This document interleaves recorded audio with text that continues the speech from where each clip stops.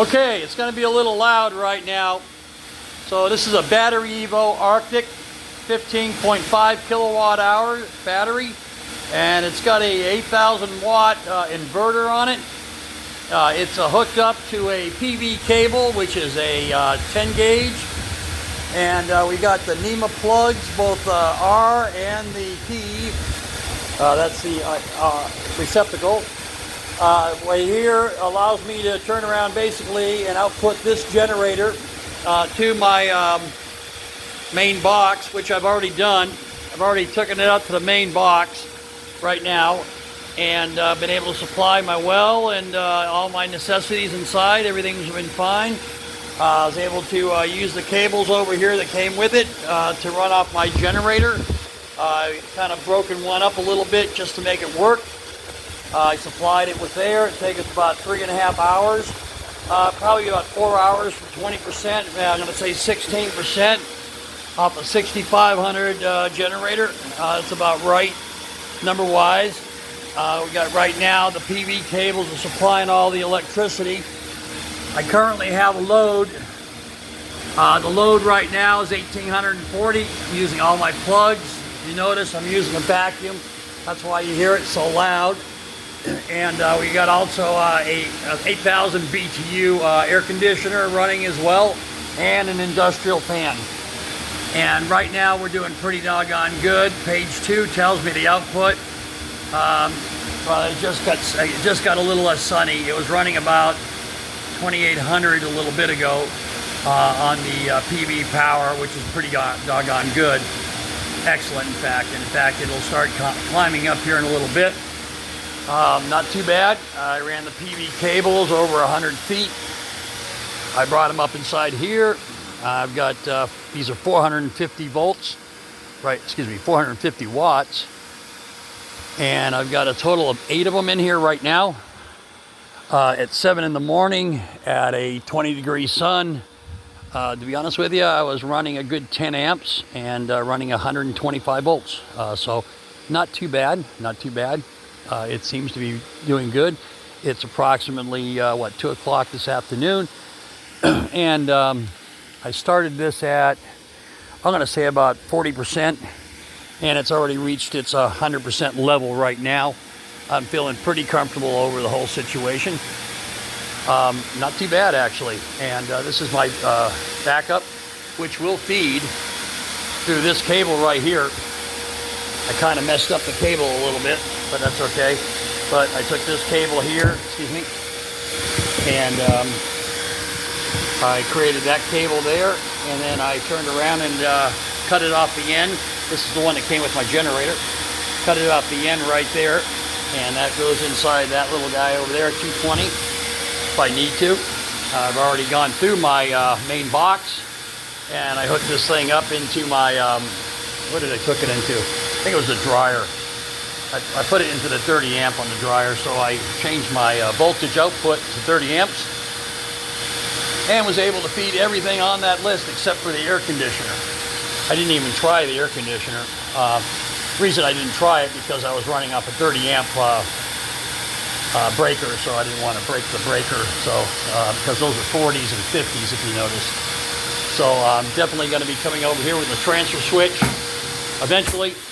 This is pretty loud right now, and I'm just using that as a testing process right now to determine what I have. Everything looks good. Come over here. Let's take a look at it again. I'm back to 37 amps. Come back to page 2. I'm running at about 3,000 watts. Not too bad. Voltage 110, 37 volts, 37 amps, which doesn't make much sense. This is from Battery Evo. You know, to be honest with you, I mean, if they had better customer service, this would be an awesome system. The problem I have with this system right now is that there's a RS-485 cord in the back here, and it works on one portal, doesn't work on the other. They won't give you much help, no disrespect, but they've been pretty bad about it. Too bad, too. They've actually got a good system. If we can get them up and running, they just need to formally document the system is half their problem. They don't have any testing. It's just a way of, it's a California way of getting out of a warranty, I guess. But that's just the way some people are in this world. Too bad.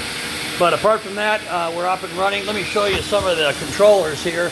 This is the main screen right here. Over here, you'll see that that's the solar. That's representing solar coming in.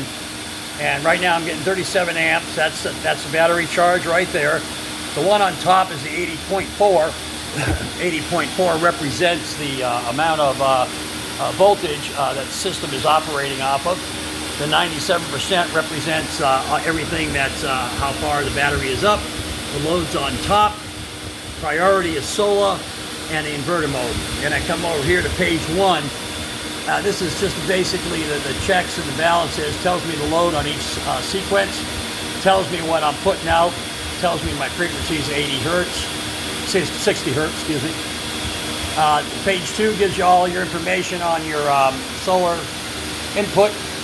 If I was to listen to Battery Evo, they told me to disconnect that, so page 2 wouldn't be referenced. It would say abnormal, which is completely incorrect. Too bad for that. I had to change the portal. I got a bad card in there. Hopefully that card don't go bad. Set AC charge, 25 amps. PV voltage, 60 amps, such and such. Looks pretty good, to be honest with you. Like I said, the system would be pretty impressive if they would just get a little bit more technical on their data from Battery Evo that I'm not impressed with at all. But just be careful. If you're going to buy from Battery Evo, make sure you have it all in writing. That's all I can say. Just get it all in writing with those guys. That's the only thing I probably would suggest. And then it's a low frequency inverter, so it draws more power than it should, just the way it is. These are eventually going to go up here. I'm going to turn around and put a pergola all the way up in here, straight up. One's going to be up 9 feet to probably about a foot below that eave, and then it's going to run down to 7 feet, and I'm going to go ahead and put all 8 of them in there. I'm tempted to go with another 2. Because if I get another 2, I could go ahead and highly charge this at good angle sun. So I may go with another 2 units on this. I'm not sure. These are 450s, like I said. They also put out 13 amps. This is what's called a 4S2P. 4 in series, 2 in parallel. So what you see here is these are negative, positive, negative, positive, negative, positive. And then it goes positive, positive, negative, positive, negative, positive. And then they come in there and they Y out. It's called a Y fitting here. See if I can see it right there. Yeah, there it is right there. So there's the 2 positives rolling out right now, as you can see. And they just hang on the ground. So right now I got them just hanging on the ground.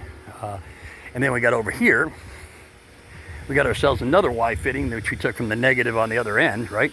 It's tucked underneath right now because I didn't have enough room. Actually need need to squeeze them in a little closer, but I'll figure it out. But apart from all that, these are PV connectors. Make sure you buy the tool that comes with it.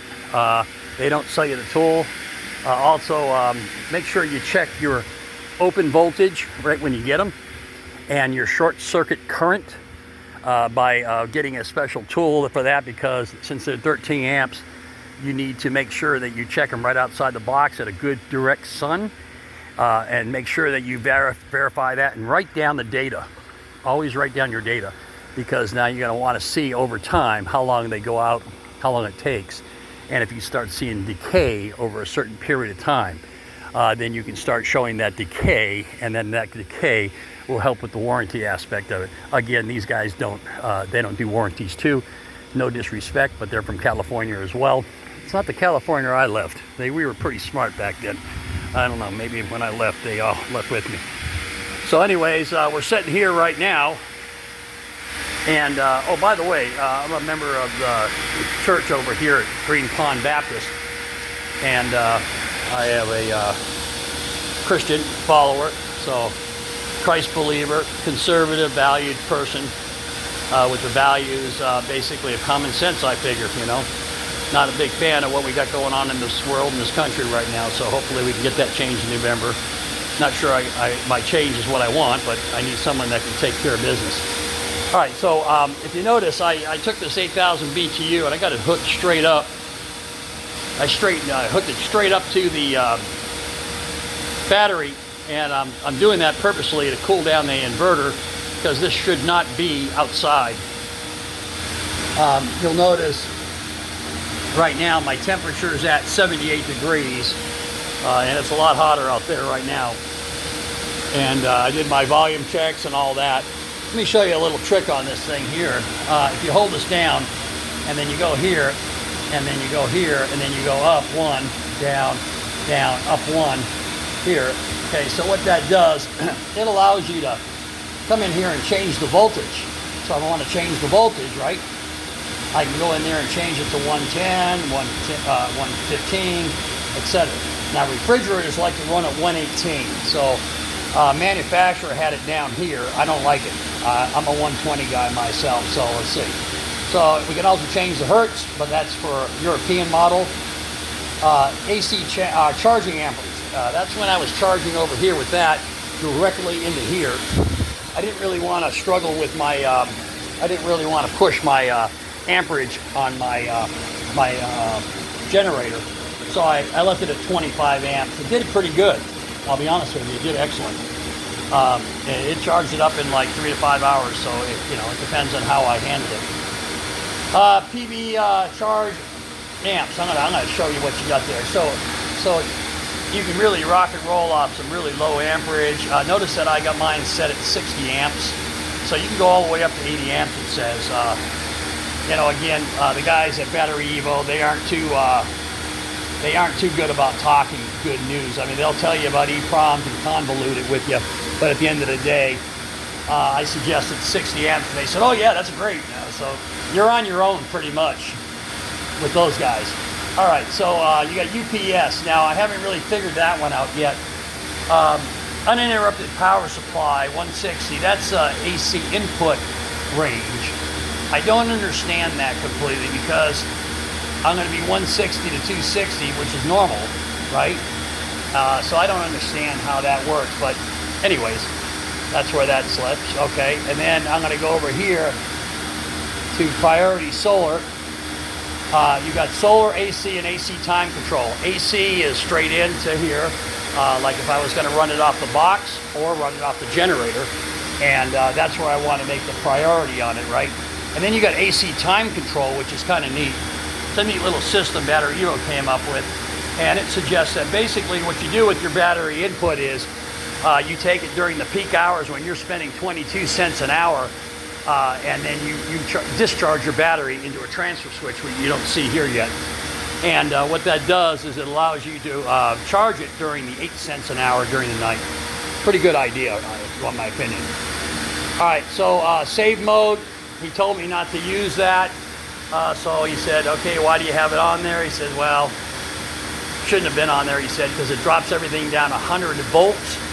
And it really, you can see the difference when you get ready to run your ACs or something. Makes a huge difference. Backlight. Backlight is just simply your backlight, what you see here. Set time, obviously that's the time. Set battery. Now, in here, you do not want to touch that. You don't want to touch this. This is kind of, this is their little stuff right here. It's when it shuts off, when it turns back on, when it sends the power back. So you pretty much want to leave that alone. That's pretty much a given. All right. So that's all you got as far as everything else goes.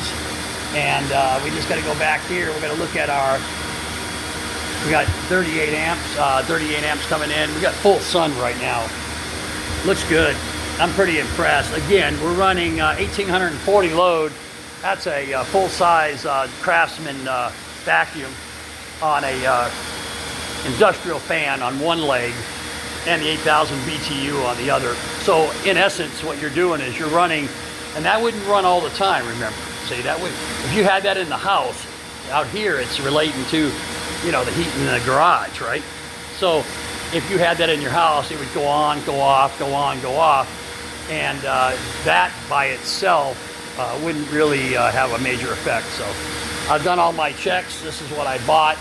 I would suggest buying the one with an amperage on it that has the fingers on it. I bought some cheap Chinese version, which they're all Chinese, sorry. These are the Y connectors, but I bought something that was a little longer. So I took these off. Anybody wants them, they're for sale, $20.99. Anyways, we're set up. We look good. I'm impressed. I'm sitting on 98%. I've got 1,840 loads happening right now, watts. As I stated, I'm actually quite impressed with the whole system. Too bad Battery Evo doesn't have written warranties and written instructions on testing this process, but we're pretty much on our own, and it's sad. It's actually a decent unit if they get it together right. And remember, they take a lot of scratch and dent and used stuff, and they put it together and they do their little tests, but they don't tell you what their tests are. And then they put it in this box, and then they sell this for a pretty cheap price. Honestly speaking, it could be an awesome system. All right, well, for the most part right now, that's about it. We can get Battery Evo to return our calls and you know, let me figure out why that one unit on the RS485 is working and the other one isn't. They say they're both the same. My question was, why have two? Apparently one goes out. All right, partner, have a good day.